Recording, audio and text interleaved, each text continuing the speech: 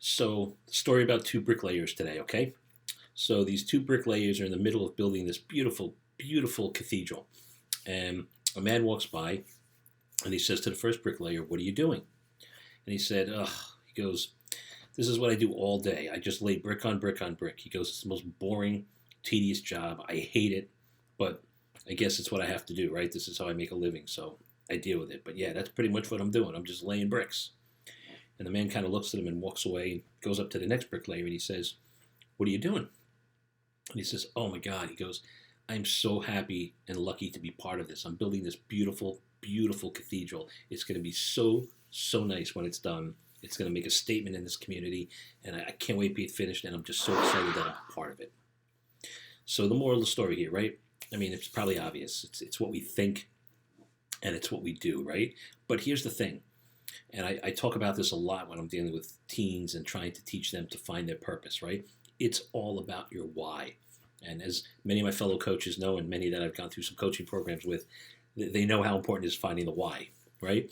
Well, the bricklayer who knew he was building this beautiful edifice and was so engaged and understood the reason for what he was doing and why he was so passionate about what he was doing because he knew what he was going to create. That's somebody who just, his why is like, I want to do this. Like, my why is to build these beautiful structures and to create beautiful architecture wherever I go, right? And when you have that kind of passion, you're going to be happy what you're doing. You're going to be good at it.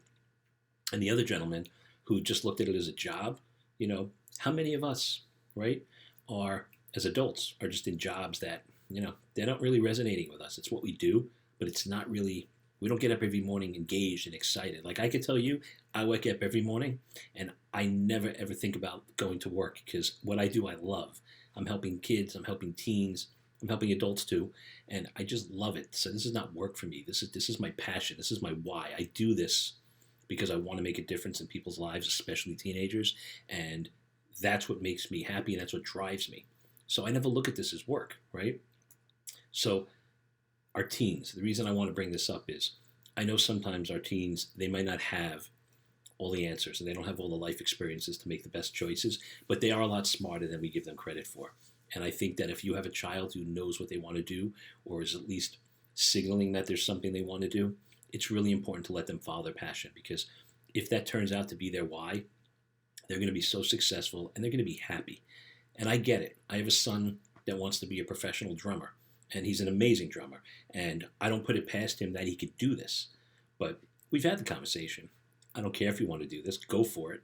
But just have a plan B. And he does. And he's going to college and he's getting a college degree in music business. And he will probably do one of two things. He'll either be a professional drummer or he will do something in the music industry. But at least he's going to be doing something he loves, and he does have a plan B. So it wasn't like he came to me and said, "I want to be a professional drummer." And I said, "Absolutely not. That's crazy. That's so hard to do. You're never going to make money," right? I'm going to support that passion. I just told him to please be smart and have a plan B. And he did. And we had a beautiful conversation around it. And he's on a great path to going where he wants to go, but being passionate about it and loving what he's doing. Think about that. If your kid can love what they're doing and follow their passion, and we can support them in every way possible, imagine how happy and successful they'd be if they're doing what they want. I wish that my parents knew that when I had this ADHD that went undiagnosed, that was the issue. Let me do what I wanted to do, which was to be a child psychologist. But my grades were terrible. And I just set up this belief system about myself that I can't do it. So I didn't do it. And I went to school for hotel management. And I spent my entire career in the hospitality and catering business and working crazy hours. I did very well, but was I really, truly, truly happy and following my passion? Absolutely not.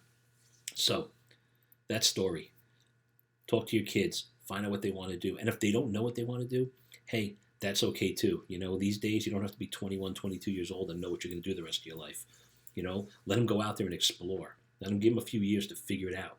And if they hate what they're doing, they'll all find their way. We all do, especially in this age of technology. There's just so many different opportunities and new types of businesses and positions opening up in various different industries. So let them go out, let them try.